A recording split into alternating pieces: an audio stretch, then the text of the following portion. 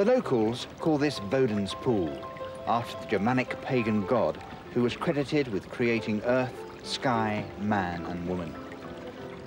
The water is the source of the River Lipp, which flows from the spa town of Bad Lippspringe into the Rhine and the industrial areas of the Ruhr Valley. Today, it's a peaceful and prosperous little town, just as it was 60 years ago when Franz and Hilda Kusserow arrived here with their 11 children. What began as a peaceful idyll became an epic battle between good and evil as the Kusserows defied Hitler and the Nazi regime. Franz and Hilda Kusserow were married in 1911, 3 years before the Great War that traumatized Europe. Franz Kusserow fought for his country, but his life and beliefs were transformed. The Kusserow story has been lovingly chronicled by the eldest of the 11 children, Anne-Marie, now aged 78.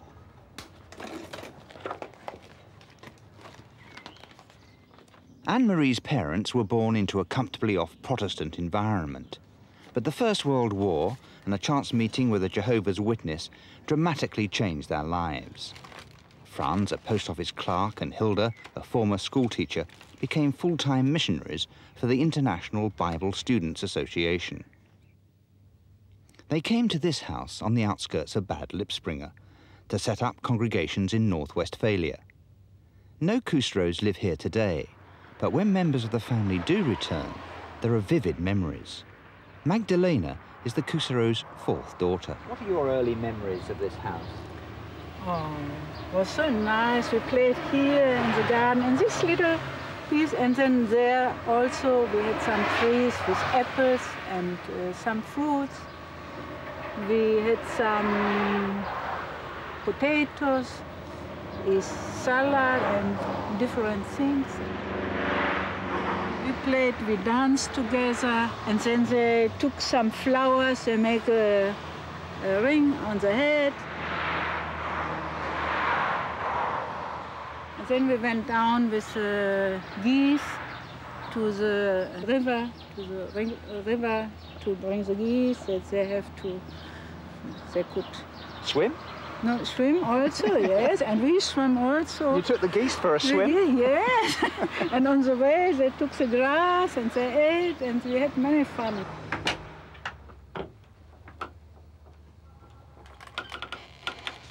It's a long time since I was here, not since 1939, I think. The door seemed bigger then. Hans Werner, now 63, was the Kusserows' 10th child.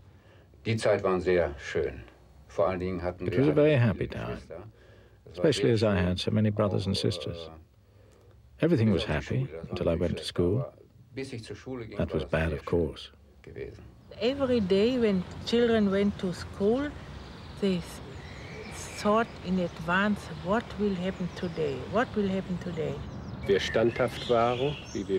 I remember many things. I remember how strong we were, how we didn't salute the flag, how we wouldn't say Heil Hitler, and how we acted a bit differently from other pupils.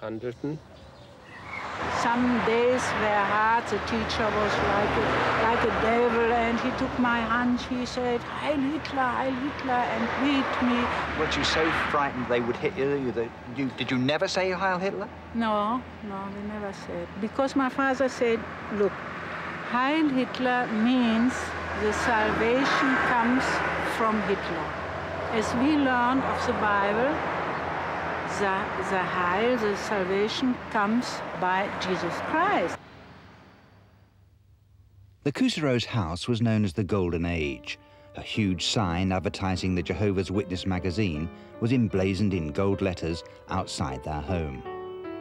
Inside, the parents gave the children their love and their time, and they taught the Bible and music, lessons which would have a lifetime's impact.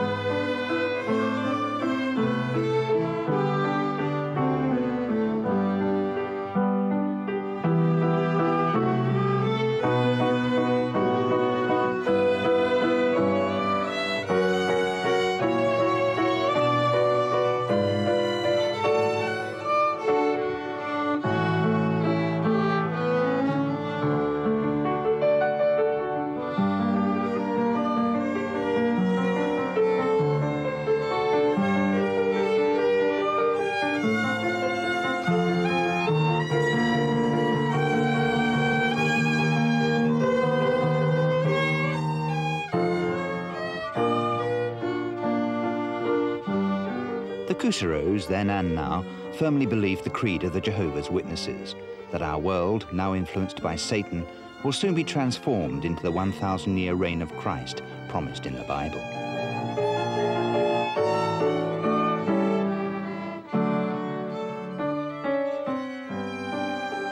The evil will die, whilst the good and faithful will be physically reborn into paradise.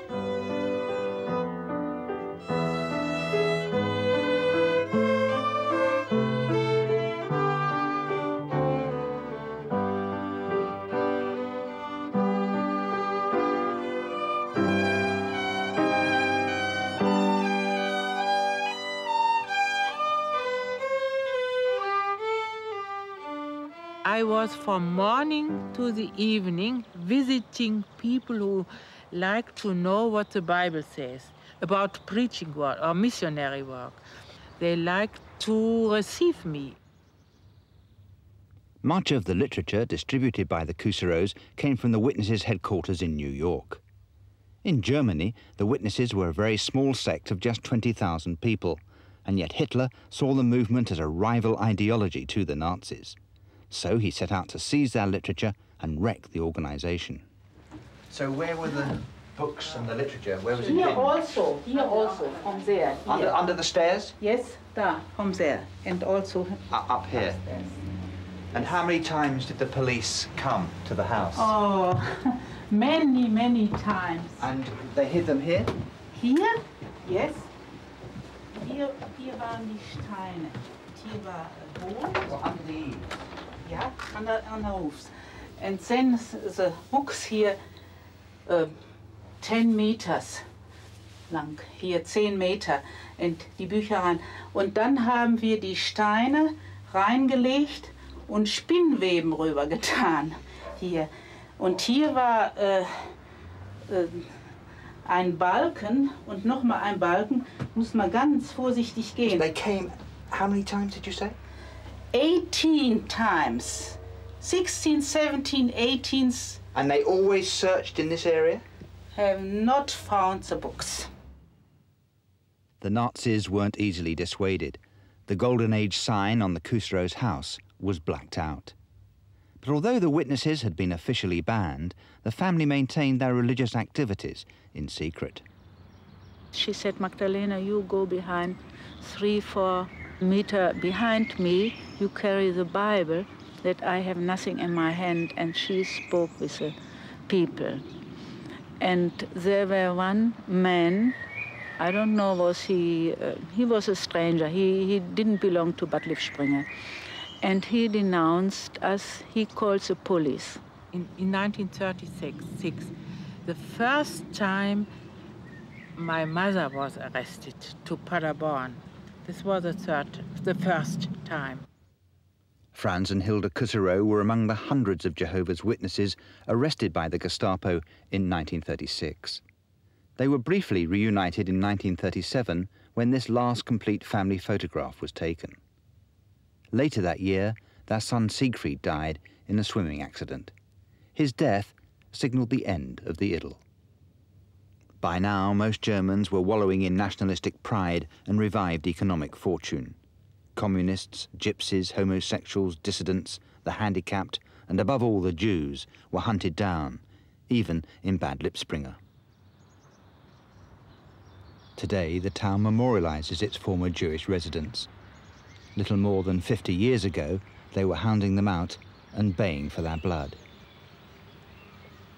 It seems a long while ago. For the moment, dissidents are tolerated.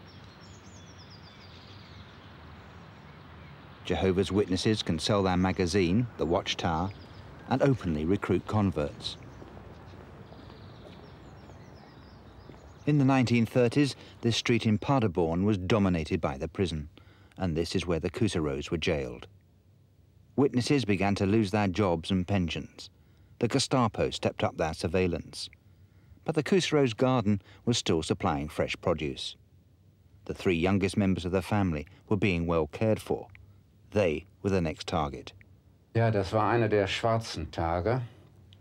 Ich war zu der Zeit gerade krank. At that time, I was ill and didn't go to school. I was lying in bed here, Plötzlich kam ein Auto vorgefahren, Zivilisten, ich konnte das aus dem Suddenly a Fenster car raussehen. drove up. There seemed to be two civilians in it. I could see them from the window. Kam forsch hier rein und haben uns dann, ich musste aus dem Bett aufstehen, anziehen. They burst in and wanted me to go with them. They hesitated because I was ill, and for appearance's sake took me to a doctor to see if I could be taken away. Ich musste dann mitfahren zum Arzt, rein pro forma, ob ich mitfahren Then they konnte. collected my sister and brother from school, and we left. Meine Schwester und mein Bruder aus der Schule geholt und dann sind wir losgefahren. Denn wir wurden aus der Schule herausgeholt. We were taken from school. My brother, who was ill, was collected from home. Und wir fuhren We were gemeinsam taken mit den by two zwei policemen to the orphanage in Dorsten. nach Dorsten in das Erziehungsheim. Ich kann mich natürlich noch gut daran erinnern, wie ich mich... I can still remember how I vomited all over the jacket of one of the policemen. Und hatte Mühe, It took a lot of effort to clean it up once the car stopped. die Jacke wieder reinzubekommen. Then the journey continued to Dorsten and the orphanage. Nach Dorsten in das Erziehungsheim. Am anderen Morgen mussten wir wieder, In the morning, he again told us to give the Hitler salute. And when we refused, he took us into a room, laid us across the table, and beat us black and blue. It was bad. Jeden Abend haben wir geduscht. Das heißt, die Heimleiterin... We took a shower every evening, and when the female head of the house saw us, she made us bathe separately so that the other children would not see. It was very bad. When the Second World War began, the two eldest Cousireau daughters, Anne-Marie and Waltraud, escaped surveillance and left to find jobs in Berlin. It was more difficult for their brothers. In December 1939, Wilhelm, after refusing military service, was thrown into jail. Dear parents, brothers and sisters, all of you know how much you mean to me, and I am repeatedly reminded of this every time I look at our family photograph, how harmonious things always were at home.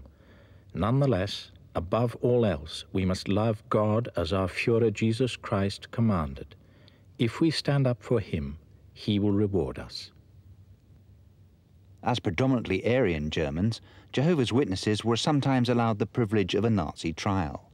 Later, Wilhelm's court-appointed lawyer, Dr. James Rohr, wrote to the family, I had long conversations with your son before his trial and admired his calm confidence of faith. He never wavered, although he was severely pressed from all quarters. He calmly accepted the announcement of the hour of his execution, refusing again to change his mind, that is, to abandon his faith and save his life. On the morning of the execution, I took his hand and said in consolation, Mr. Cousireau, you have been wonderfully strong. Remain strong now. He squeezed my hand and smilingly replied, No, doctor, don't be troubled. I am gaining everlasting life. All this is only a change. He asked me to send you his greetings. He stood upright when facing death and was dead at once. Unable to browbeat the witnesses, the Nazis tried lies and subterfuge. With an elaborate ritual of deceit, they issued certificates and reports declaring that Wilhelm Cousireau had died a hero's death fighting for Hitler and the Third Reich. For some unknown reason, the Nazis allowed the family to collect Wilhelm's body from Münster prison, where he'd been shot. His sister Waltraud helped to arrange the funeral. It shocked me deep, but Wilhelm was true until the death. I have seen the body in the little hall there, and he was in a private suite, and until here, Löcher. The bullet holes? Yeah, holes, and the blood was in the mouth. There was a big funeral with a secret police around, and then with persons in uniform, policemen. And my brother Karl has said some words. And then later, my brother Karl, because he spoke a few words and the prayer, the Gestapo kept him. Karl, son number 3, was the next arrested. He was brutally tortured in Dachau and Sachsenhausen concentration camps. In April 1941, the Gestapo swooped again. After a brief release from jail, Franz and Hilda Kuserow were re-arrested, as were their daughters Hildegard and Magdalena. Nazi tenants took over the house that once proclaimed the dawning of a golden age. The Kuserows were sent to concentration camps where the witnesses were forced to wear distinctive insignia. The Jews wore a yellow star, the witnesses a purple triangle. When we went through the concentration camp, we saw this purple triangle. Then I knew there's my sister. I said, "Hello, sister, how are you? What's your name? Where you come from?" The witnesses fared better in the camps than many prisoners. Absolute conviction in their faith and strict discipline helped their morale. Soon, Magdalena was joined at Ravensbrück by her mother and her sister, Hildegard. I saw my mother. I was so happy, and she told me everything. She was happy, and it was really good because I had swollen arms. I couldn't walk. I couldn't dress myself because of this sickness. It was rheuma or something. And my mother, she dressed me. She made my hair. Despite the evil and hardship at Ravensbrück, Frau Kuserow kept her faith. Her son Wilhelm had given his life for the faith, and younger brother Wolfgang, when called for military service, showed true Kuserow defiance. I was brought up as one of Jehovah's Witnesses according to God's word contained in the Holy Scriptures. The greatest and most holy law he gave mankind is, "You shall love your God above all else and your neighbor as yourself." Other commandments read, "You must not kill." Did our Creator have all this written down for the trees? Just as Jesus Christ and his disciples were persecuted, so are God's people also persecuted today. I know for sure that if Jesus Christ were to live on earth today, he would be persecuted just as he was then. Wolfgang was beheaded on March the 28th, 1942. The night before, he wrote, "My dear parents and my dear brothers and sisters, I shall leave you as your third son and brother early in the morning. Be not sad. The time will come when we shall be together again. Those who sow with tears will reap with joy." In James chapter 1, verse 12, it says, "Blessed is the man that endures temptation, for when he is tried, he shall receive the crown of life, which Jehovah has promised to them that love him. In this faith and in this conviction I go from you, your son and brother, Wolfgang."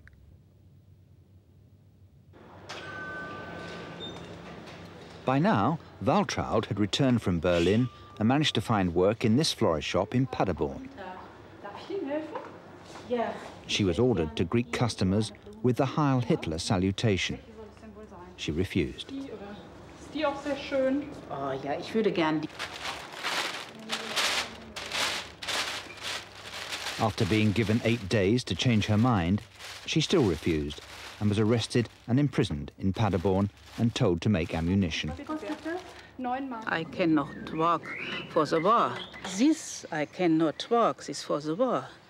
My brother is killed, is shot. My other brother is beheaded. My 3 sisters, little ones, the Gestapo have kept there.